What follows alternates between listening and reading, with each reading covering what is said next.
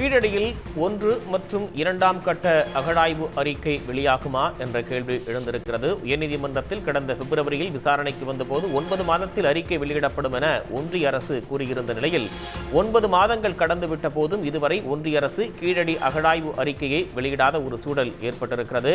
நேற்று ஒன்றிய அமைச்சரின் பதிலும் அறிக்கை வெளியிடப்படும் என்று உறுதியளிக்காததால் அறிக்கை வெளியாவதில் தாமதமானது ஏற்பட்டிருக்கிறது. கீழடியில் நடைபெற்ற முதல் 2ஆம் கட்ட அகழாய்வு அறிக்கையை வெளியிடுவதில் ஏன் தாமதம் என்று நாடாளுமன்றத்தில் கேள்வி எழுப்பப்பட்டிருக்கிறது. திமுக எம்பி ராணி ஸ்ரீகுமார் எழுப்பிய கேள்விக்கு ஒன்றிய அமைச்சர் கஜேந்திர சிங் ஷெகாவத் பதிலளித்திருக்கிறார். 2015-16 நடைபெற்ற கீழடி முதல் 2ஆம் கட்ட அகழாய்வு அறிக்கை கடந்த ஆண்டே ஒன்றிய அரசிடம் தாக்கல் செய்யப்பட்டது.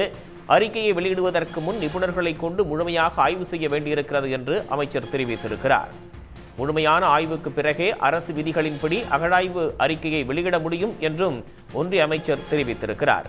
கீழடியில் 1, 2, 3ஆம் கட்ட அகழாய்வு பணிகளை ஒன்றிய அரசின் தொல்லியல் துறையானது மேற்கொண்ட நிலையில் 1 மற்றும் 2ஆம் கட்ட அகழாய்வு அறிக்கை இன்னும் வெளியிடாத சூழல் என்பது ஏற்பட்டிருக்கிறது. தமிழ்நாடு அரசு நடத்திய அகழாய்வு முடிவுகள் வெளியிடப்பட்டுவிட்ட நிலையில் முதல் மற்றும் 2ஆம் கட்ட முடிவுகள் என்பது இன்னும் வெளியிடப்படவில்லை.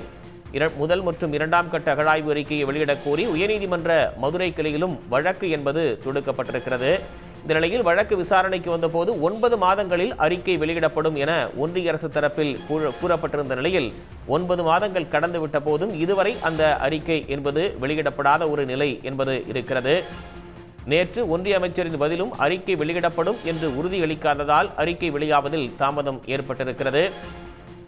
இந்த நிலையில் இது குறித்து நாடாளுமன்றத்தில் கேள்வியானது எழுப்பப்பட்டிருக்கிறது. மக்களவையில் திமுக எம்பி ராணி ஸ்ரீகுமார் எழுப்பிய கேள்விக்கு ஒன்றிய அமைச்சர் கஜேந்திர சிங் ஷெகாவத் பதிலளித்திருக்கிறார். 2015-16 நடைபெற்ற கீழடி முதல் 2ஆம் கட்ட அகழாய்வு அறிக்கை கடந்த ஆண்டே ஒன்றிய அரசிடம் தாக்கல் செய்யப்பட்டது. அறிக்கையை வெளியிடுவதற்கு முன் நிபுணர்களை கொண்டு முழுமையாக ஆய்வு செய்ய வேண்டியிருக்கிறது என்று அமைச்சர் தரப்பில் பதில் அளிக்கப்பட்டிருக்கிறது. முழுமையான ஆய்வுக்கு பிறகே அரசு விதிகளின்படி அகழாய்வு அறிக்கையை வெளியிட முடியும் என்றும் ஒன்றிய அமைச்சர் தெரிவித்திருக்கிறார்.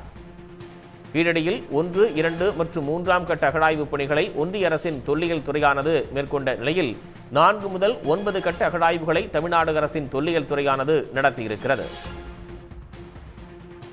உடனுக்குடன் செய்திகளை தெரிந்து கொள்ள சன் நியூஸ் பெல் ஐகானை கிளிக் பண்ணுங்க.